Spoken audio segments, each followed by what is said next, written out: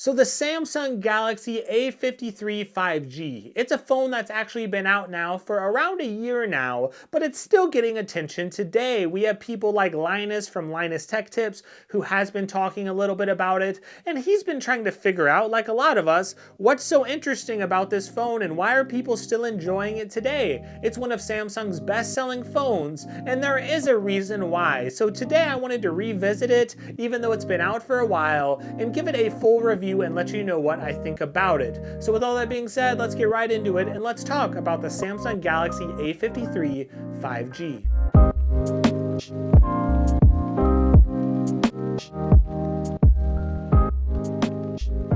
So all of the newer, fresh $1,000 phones seem to get a lot of attention from us, right? The Samsung Galaxy S23 Ultra, it's got an S Pen, it's got all these amazing features and this curved screen and all of these things. Well, you know what? I get that, but not all of us are made of money. And a lot of us, well, we beg to be made of money, and then we put these phones on our bills that we can't afford, and that should not be what we do. A lot of us should look to save some money. We should look to be smart with our money. And if you're not, I'm not judging you, okay? Enjoy your phone. But for some of us, I want to talk to those of you who want to save a little bit of money is what I'm trying to say, okay? And this Galaxy A53 5G, it did release at $500, but $500 is a lot better than $1,000. And we've seen a lot of sales on this device. It's dropped down to $399, and I've seen this phone go on sale at prepaid carriers for a lot cheaper. So this phone, you might be wondering, is this worth buying? Is it worth buying in 2023?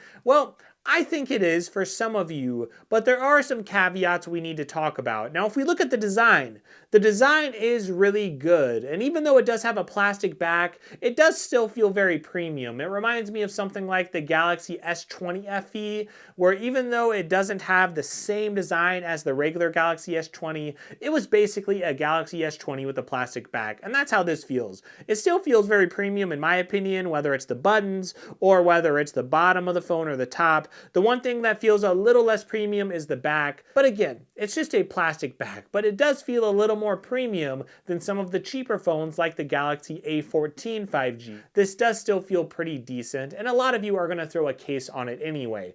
But you do need to know, there is no headphone jack in this model. That's something that may disappoint you. That's something that you do get in something like the A14 5G.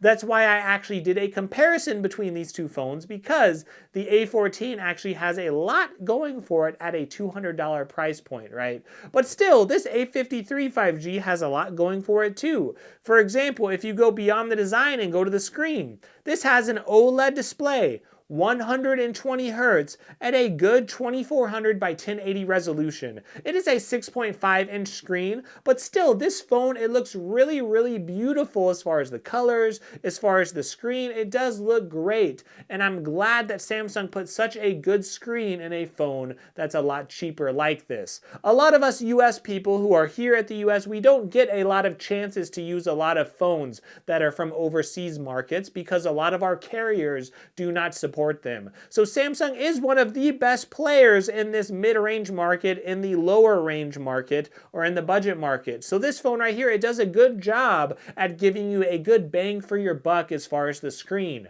The colors look good, they look vibrant, and to get an AMOLED Samsung screen that gets 800 nits of brightness, which again is pretty good for this price point, I was very, very impressed with it. And the performance on this phone, well, it's good.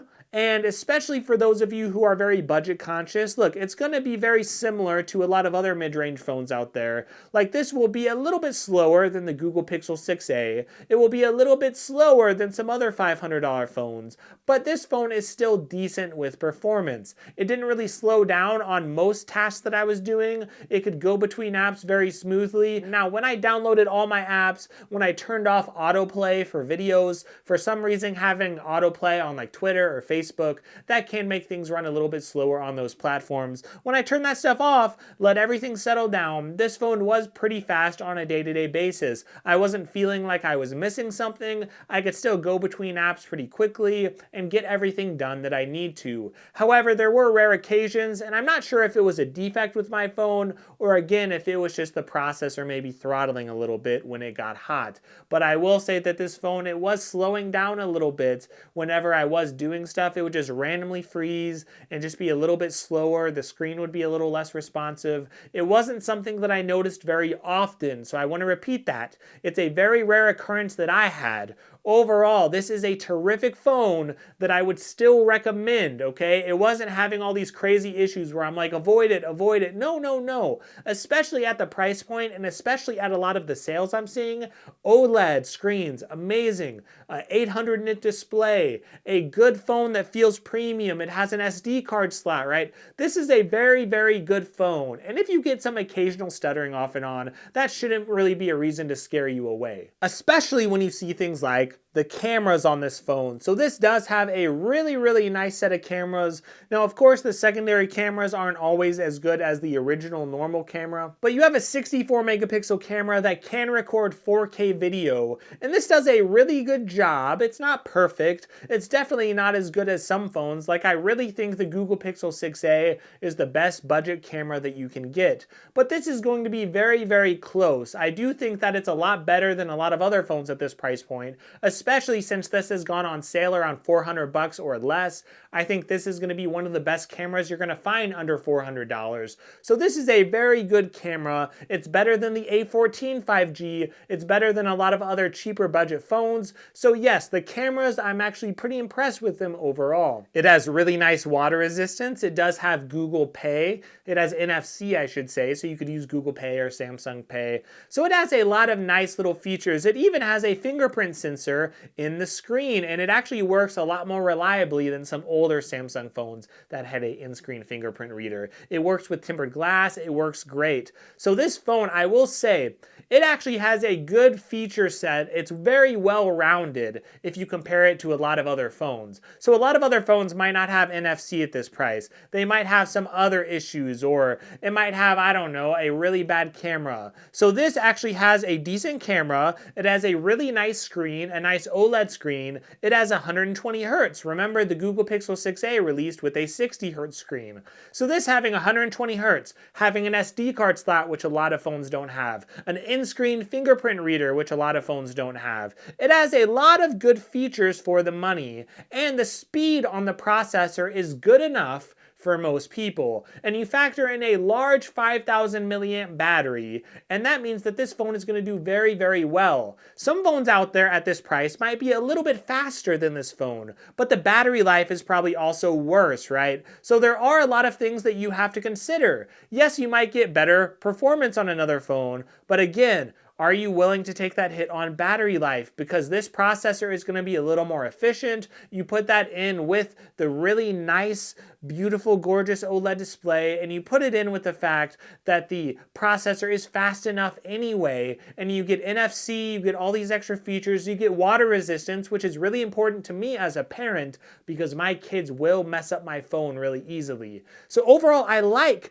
the overall package that this phone provides. And I do think if you find this phone, if you find it on sale, it has been going on sale a lot for $400 or less. This is a good phone to recommend. And if you find it on the used market, it's good as well. However, the one thing that I will caution you with is just some occasional stuttering as far as performance. Again, that could be because of a little bit of overheating, and you might just give your phone a little bit of time to cool down. It could be because I just had a defective unit anyway, and again, it was something that was very, very rare, but I am an authentic reviewer and I just wanted to mention it. But I can understand why this phone has been getting a lot of attention at this price point because it's really, really good. Now, would I choose this or the Google Pixel 6a? Well, the Google Pixel 6a has a nice set of cameras. It's also been going on sale a little bit cheaper at $299. So if you find both phones for $299, which phone should you buy? Well, the Pixel 6a will have better cameras. This will have a little bit of better battery life. The Google Pixel 6a will have slightly better performance. But again, better battery life. It also has a SD card slot that you don't get in the Google Pixel 6a. It has a 120 Hz screen that's AMOLED. You will get OLED in the Google Pixel 6a, but you won't get 120 Hz, right? So it's a very close call between this and the Google Pixel 6a. Samsung typically has better features, like a bigger feature set on their phone, while the Google Pixel is a little more simplified. It has less apps, less bloatware. A lot of people like that. It's a simpler experience, and there's some unique Google Pixel features that they have too. But both are great, right? I really think both phones are great. I think this goes neck and neck. I probably prefer a little bit better performance in the Google Pixel 6a. I really like the photos that it takes as well. However, I will say this phone is nothing to laugh at, right? It's still a really nice phone. There are some minor compromises with it. If you're on YouTube, it's only playing 1080p YouTube videos. It's not playing 4K for me, right? So there are some minor compromises. But when I factor it in overall,